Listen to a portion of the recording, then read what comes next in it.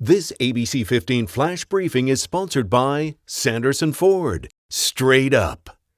Hello everyone, I'm Mark Thompson with your top stories from ABC15 Arizona. We're starting with some national headlines. Russia has begun moving more troops to Ukraine's northern neighbor, Belarus. The two countries are conducting joint military exercises near that border. The Pentagon is warning that a Russian invasion of Ukraine would be horrific, resulting in significant casualties. The U.S. has requested a United Nations Security Council meeting Monday on this developing situation.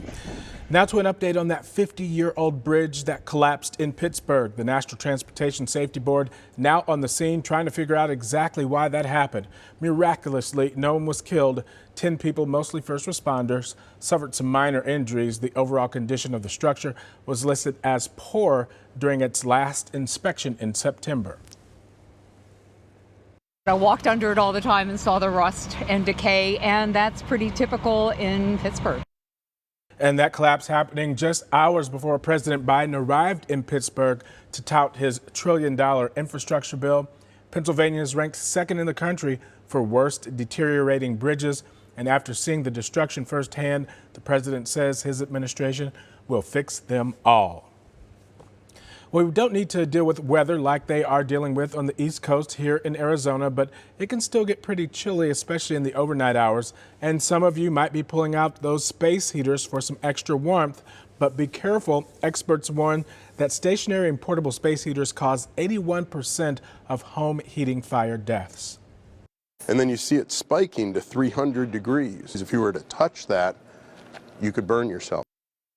And authorities say that those fires happen when people use those space heaters improperly. It's not because the device is unsafe. So here are some tips that they give to keep space heaters at least 3 feet away from anything that can burn. Never use an extension cord and never leave a space heater unattended. Well, if you are fully vaccinated and you've received your booster shot, you may be wondering, what's next? Well, health officials, they're still trying to figure that out. And this week, Dr. Anthony Fauci announced that scientists are working to develop a universal or pan-coronavirus vaccine.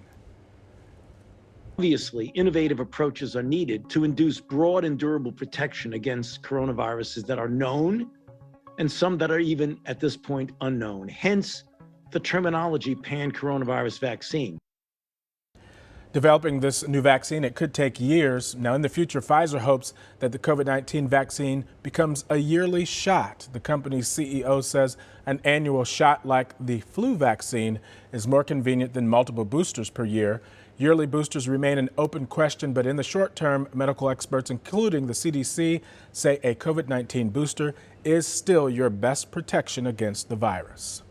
A longtime firefighter now making history in the East Valley, Melissa Hilpert, just became the first female fire chief in the 75-year history of rural metro fire. She said about the achievement, quote, "It's important to let other women know that there can only be a barrier to their success if they allow one." Hilpert first began her career with rural metro fire as a reserve firefighter and EMT. This was back in 2000. A local library getting some much needed renovations. The Dobson Ranch Library in Mesa will close for a month so construction can take place and expand and renovate that facility. The closure starts on February 9th. We're told that once it reopens, there will be an extra 1,600 square feet of space. That area will be dedicated for community innovation and networking. Happy Sunday. I'm Nohelani Graff with that most accurate forecast. A few lingering snow showers up north and to our east that will continue to track through the east by mid-morning. Final showers clearing out of the valley right along with the clouds by lunchtime. And then by the second half of the day will be clear pretty much statewide and as we head into your Monday. Forecast highs across the state today staying in the 40s north of the rim, 50s and low 60s across central Arizona, low 70s out to the west and across the southern portion of our state. We'll be in the 70s today in the valley after starting off in the 50s this morning. By noon, we're in the mid 60s and then climbing into those 70s right around 3-4 o'clock today. So 72 is that forecast high, staying in the 70s as we head into our new work week. And then on Wednesday, another disturbance will move by the Four Corners area, but it could clip by the valley as well. So we're keeping a 10% chance of rain in the forecast, and that'll drop our temperatures back into the mid 60s for the second half of the week. And for the latest headlines, weather, and traffic, head to ABC15.com or download the free ABC15 mobile app. Have a great day. This ABC 15 Flash Briefing is sponsored by Sanderson Ford. Straight up.